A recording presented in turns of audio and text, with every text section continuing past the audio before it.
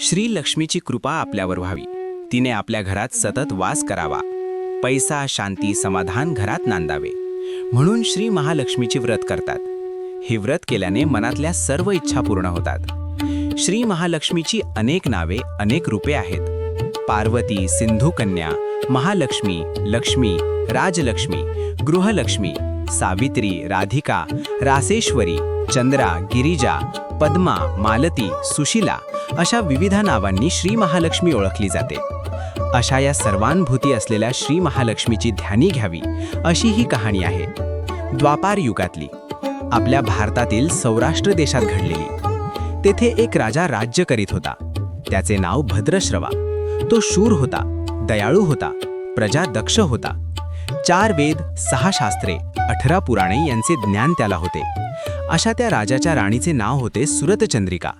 राणी रूपाने सुंदर होती, सुलक्षणी होती आणि पतिनिष्ठ होती. त्यांना एकूण 8 अपत्य होती, 7 पुत्र आणि त्यांच्यानंतर झालेली एक कन्या. राजा राणीने कन्येचे नाव श्यामबाला ठेवले होते. एकदा देवीच्या मनात आले, आपण राजाच्या राजप्रासादी राहावे, त्याने राजा आणखी सुखी होईल, प्रजेलाही तो आणखी सुख देईल. गरिबाकडे राहिले तर सगळ्या संपत्तीचा तो एकटाच उपभोग घेईल.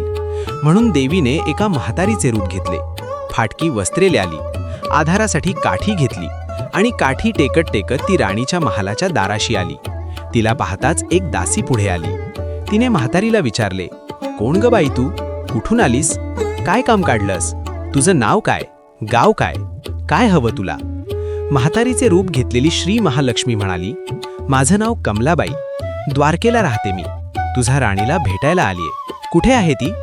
दासी म्हणाली, राणीसाहेब महालात आहेत, त्यांना सांगायला गेले तर त्या माझ्यावरच रागावतील, तुला त्या कशा भेटतील, तुझा अवतार पाहून तुला त्या हाकलूनच देतील, तू इथेच थोडा वेळ आडोशाला थांब. म्हातारीला राग आला. ती संतापून म्हणाली, तुझी राणी गेल्या जन्मी एका वैश्याची पत्नी होती. तो वैश्य फार गरीब होता. त्यावरून त्या दोघांची नेहमी भांडणे होत. नवरा तिला मारहाण करी. ह्या त्रासाला कंटाळून एक दिवस ती घर सोडून गेली आणि जंगलात उपाशी तापाशी भटकू लागली. तिची ती अवस्था पाहून मला तिची दया आली.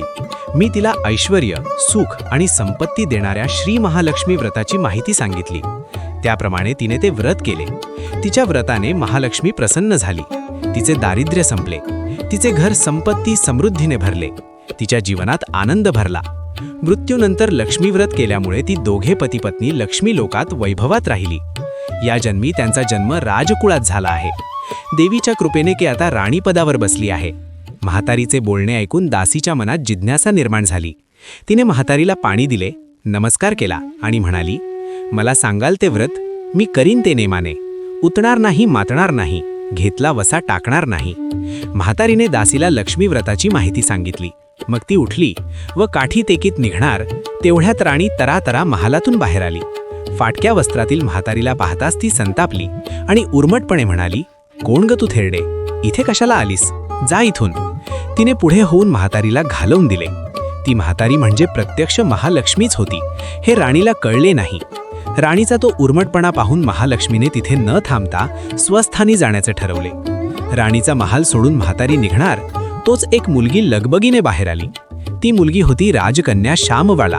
तिने येऊन म्हातारीला नमस्कार केला आणि कळवळून म्हणाली, आजी, रागवू नका, माझी आई चुकली, तिच्यासाठी मला क्षमा करा, मी तुमच्या पाया पडते. राजकन्येचे ते बोलणे ऐकून श्री महालक्ष्मीला तिची दया आली. तिने श्यामबालाला लक्ष्मी व्रताची माहिती सांगितली. तो दिवस मार्गशीर्ष महिन्यातला पहिला गुरुवार होता. पुढे त्या दासीने लक्ष्मी व्रत केले. तिची स्थिती सुधारली. दासी पण सोडून ती संसार सुखाने करू लागली. राजकन्या श्यामबालानेही भक्तिभावाने सांगितल्याप्रमाणे महालक्ष्मी व्रत केले. सगळे नेमधर्म पाळून दर गुरुवारी तिने ते व्रत केले. शेवटच्या गुरुवारी उद्यापन केले. लवकरच श्यामबालाचा विवाह सिद्धेश्वर नावाच्या राजाच्या मालाधर नावाच्या राजपुत्राशी झाला. तिला राजवैभव मिळाले. लक्ष्मी व्रताच्या प्रभावाने तिचा संसार सुखसमाधानाचा चालू लागला. पण इकडे भद्रश्रवा व राणी चंद्रिका यांना हळूहळू वाईट दिवस दिसायला लागले. त्यांचे राज्य गेले. त्यांचे सगळे वैभव ऐश्वर्य लयाला गेले. चंद्रिका राणी होती, ती स्थिती आता बदलली. अन्न पाण्यालाही ती महाग झाली. भद्रश्रवाला फार वाईट वाटे, पण तो तरी काय करणार. एक एक दिवस चिंतेने उगवत होता, तसाच मावळत होता. एक दिवस भद्रश्रवाला वाटले, मुलीकडे जावे, तिला पाहावे आणि 4-8 दिवस तिच्याकडे राहावे.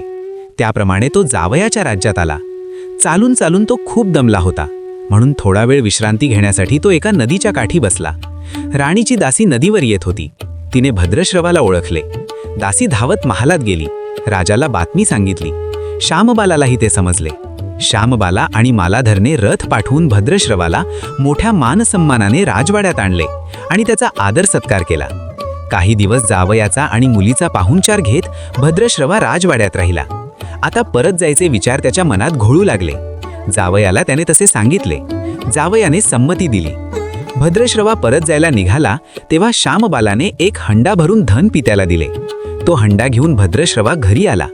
मुलीने धनाने भरलेला हंडा दिला आहे हे ऐकून सुरतचंद्रिकेचा आनंद गगनात मावेना झाला. घाईघाईने तिने हंड्यावरचे झाकण काढले. आत पाहते तर काय, हंड्यात धन नव्हतेच, होते फक्त कोळसे. महालक्ष्मीच्या अवकृपेने हंड्यातल्या धनाचे कोळसे झाले होते. चंद्रिकेने कपाळावर हात मारून घेतला. भद्रश्रवा हा चमत्कार पाहून चकित झाला होता. दुःखाचे दिवस संपत नव्हते, दारिद्र्याचे भोग सुटत नव्हते.